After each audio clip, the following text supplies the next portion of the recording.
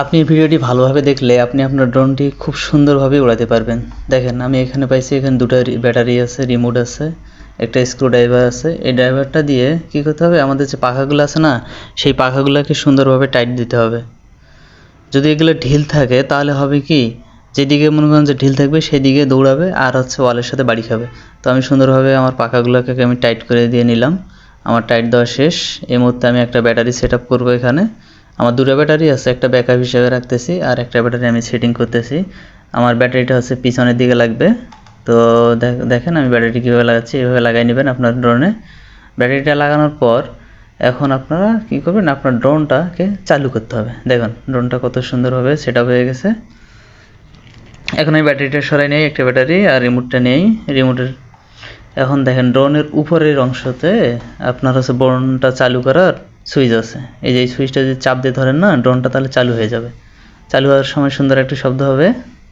দেখেন আমি চালু করতেছি। হ্যাঁ, আমার ড্রোনটা চালু হয়ে গেছে। তো চালু হওয়ার সাথে সাথে লাইট জ্বলতেছে সুন্দরভাবে। এখন আমাদের রিমোটটা অন করতে হবে। এখন দেখেন অন অফ বাটন আছে। হ্যাঁ, আমরা এখানে এই বাটনটা চাপ ধরে রাখবো। এই যে রিমোট চালু হওয়ার সাথে দেখেন ড্রোনের আলো কিন্তু বন্ধ মানে স্থির হয়ে গেছে, তার মানে রিমোটের সাথে কানেক্ট হয়ে গেছে। এখন আমি ড্রোনটাকে ক্যালিব্রেশন করে নেব। পিছনের দিকে চাপ দিলে দুইটা এই যে ক্যালিব্রেশন হয়ে গেছে, যখন চাকচিক করে আলো জ্বলবে ক্যালিব্রেশন হয়ে গেছে। আমি সামনের দিক দিয়ে চালু করি, ড্রোনটা চালু হয়ে যায়, পাগুলো চালু হবে। ড্রোনটা চালু হয়েছে কিন্তু আমি ফ্লাই করতেছি না এখন, জাস্ট আমি ড্রোনটা টেস্ট করলাম এবং আবার ক্যালিব্রেশন করে নিলাম। ক্যালিব্রেশন যদি আপনি না করেন তাহলে আপনার ড্রোনটা সুন্দরভাবে উড়বে না।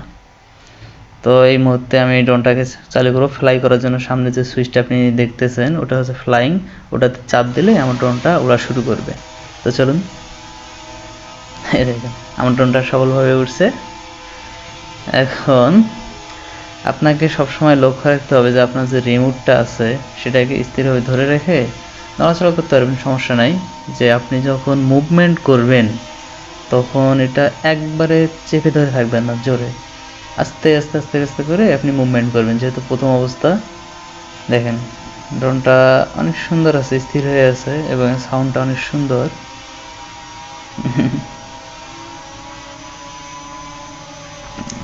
এই তো কন্ট্রোলিং ভালো আছে। যেহেতু আমি ইনডোরে উড়াচ্ছি, রুমের মধ্যে আপনাদেরকে দেখাচ্ছি ভিডিওটা, তো সেই জন্য আমি বেশি উপরে উঠাচ্ছি না বা বেশি মুভমেন্ট করতেছি না। জাস্ট আপনারা দেখুন যে ড্রোনটা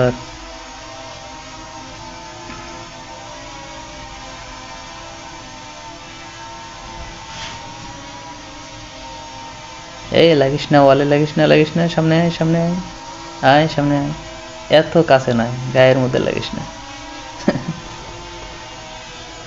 পিছনে হয়েছে হয়েছে, সামনে আয়, সামনে সামনে সামনে।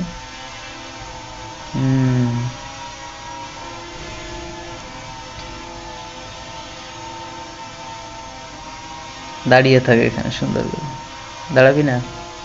আচ্ছা আমি রিমোট যেদিকে চাপতেছি ও সেদিকেই যাবে। আপনার উপর নির্ভর করবে, আপনি যদি রিমোটটাকে স্থির রাখেন ও স্থির থাকবে, আর যদি রিমোটটা চাপ দিতে থাকেন ও তো যাইতেই থাকবে। ড্রোনটা আসলে অনেক সুন্দর। আপনি হচ্ছে যদিও দেয়া আছে যে 1500 মিটার পর্যন্ত এর রেঞ্জ, তবে আমি আপনাদেরকে সাজেস্ট করবো আপনারা যখন আউটডোরে উড়াবেন ড্রোনটা অবশ্যই আপনার চোখের নজরে রাখবেন। যতদূর পর্যন্ত আপনি দেখতে পাচ্ছেন ততদূর পর্যন্ত উড়াবেন, বেশি দূরে দিবেন না। আপনি ড্রোনটা উপরে অনায়াসে 10তলা 12তলা পর্যন্ত উপরে উঠাইতে পারবেন। আর বাতাস যদি কম থাকে তাহলে ড্রোনটা উড়ানোর জন্য খুব ভালো। বাতাস বেশি থাকলে হয় কি আর কি, দৌড়াদৌড়ি করে।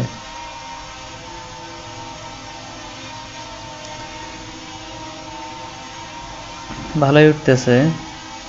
আর সবথেকে ভালো কথা হচ্ছে কি, ব্যাটারি যদি দুইটা আছে, আপনি একটা ব্যাটারি দিয়েই 15 থেকে 20 মিনিট অনায়াসে উড়ানো যায়। আপনি উড়াইতে পারবেন, ফ্লাই করতে পারবেন।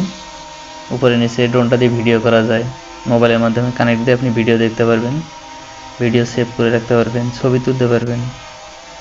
ভালোই ফ্যাসিলিটি দিয়েছে। তো ড্রোনটা ভালোই উড়লে এই পর্যন্ত।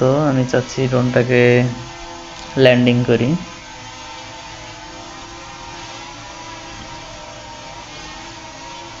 আস্তে আস্তে, এই ওয়ালে লাগিস না, সামনে আয়, ল্যান্ডিং আস্তে করে আস্তে করে।